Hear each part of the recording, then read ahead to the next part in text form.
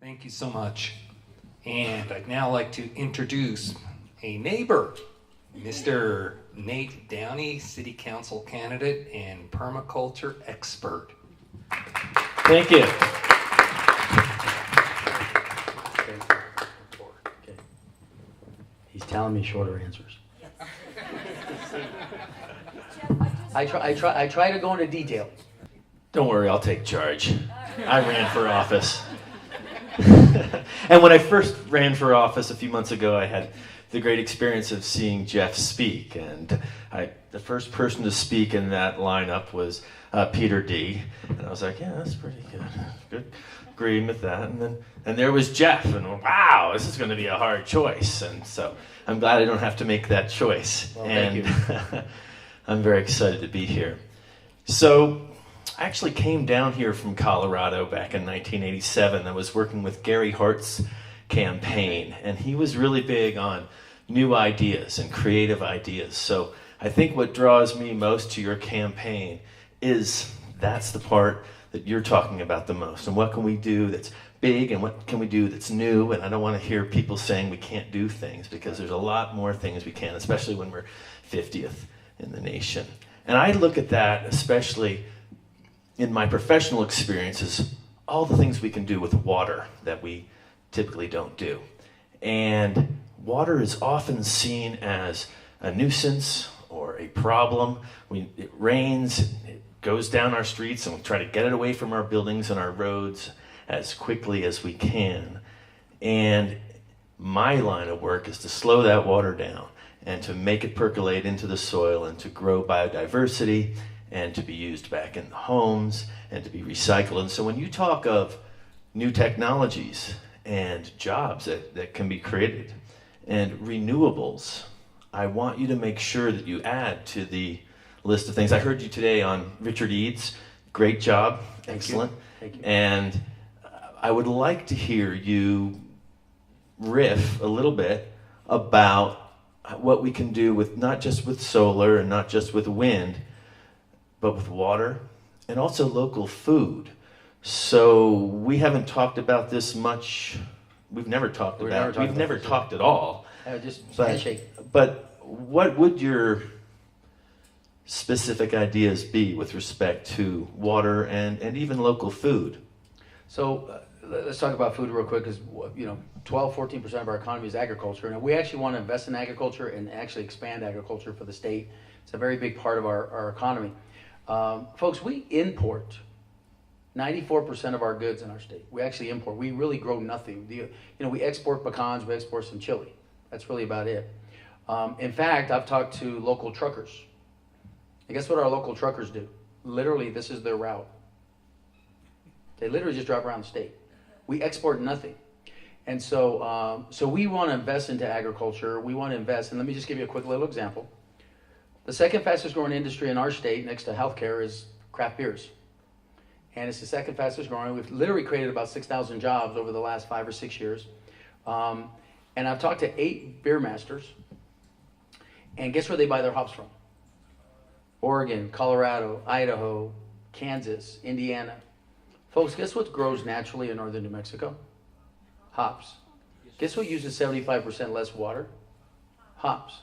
So we want to invest into agriculture, we want to invest into co-ops and create a New Mexico co-op hops company, whatever we do.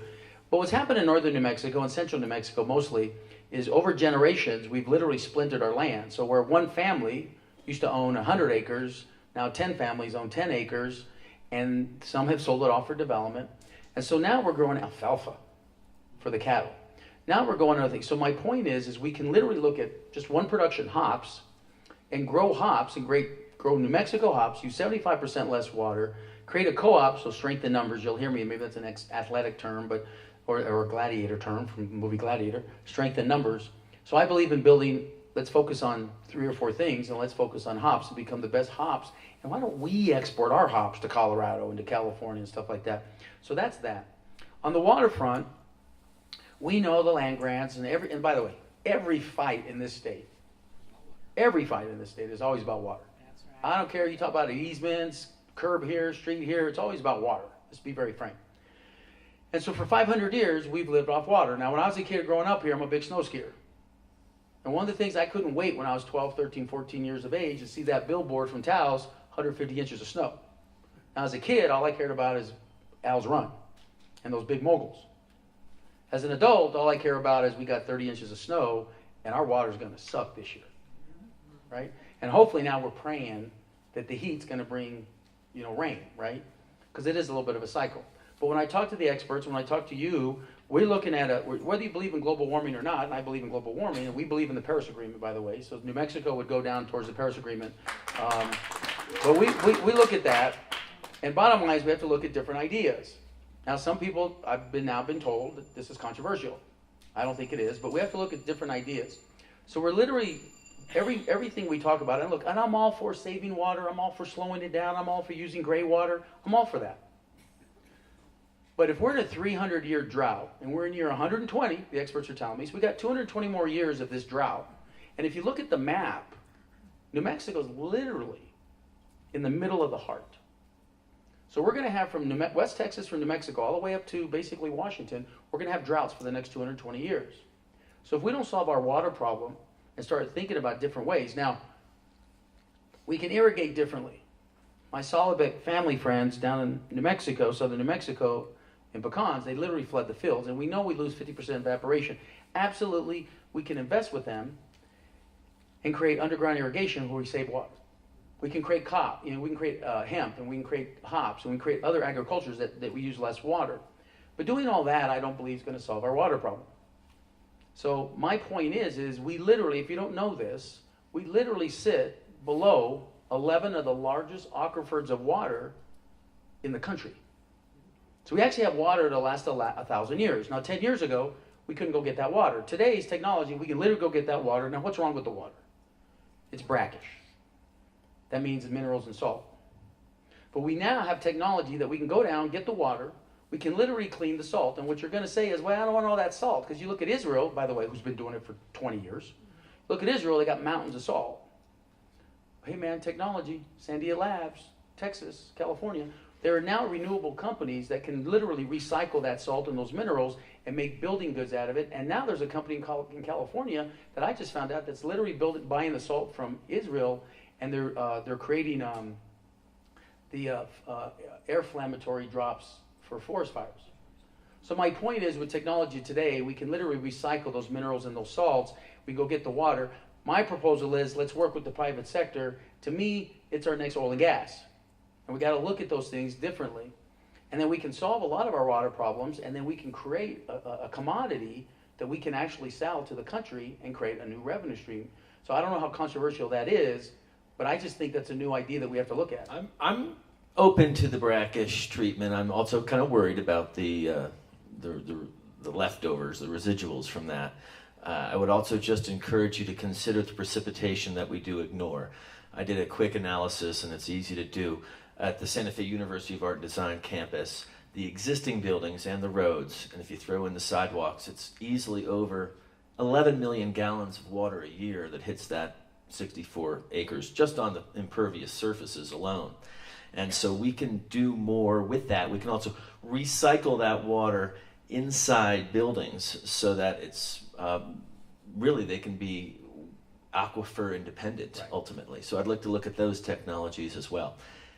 And one other thing that, as I said, I ran for office and I never got a chance to really talk about this enough. There was very few questions on water, unfortunately. It seems like our head was in the sand this winter. But aquaponics, which is being taught by a gentleman who moved here a little over a year and a half ago, who has 25 years experience with greenhouses that grow plants with fish. The fish, so it can be organic. And the fish water gets turned into nitrite and then nitrate, and the plants grow really well in these controlled environments. And they use a 40th to a 10th of the water. It's another great way to create jobs, relatively high-tech jobs, and I just want you to put that in your wheelhouse as well. Absolutely, and I'm going to probably script the technology, but in Arizona right now, at Arizona State, they're, and I just got, and you might tell me. They're working on it. They're working on it right now. They're literally creating water out of evaporation of ozone, right? So again, there's a lot of different ways we can look at. And again, folks, we literally sit between 3 of the largest labs and 2 of the largest universities. So we have to also invest into our universities, into our labs, and make sure all that tech transfer, because solar, technology, cybersecurity, battery storage for renewable energies, all that's being developed here in New Mexico.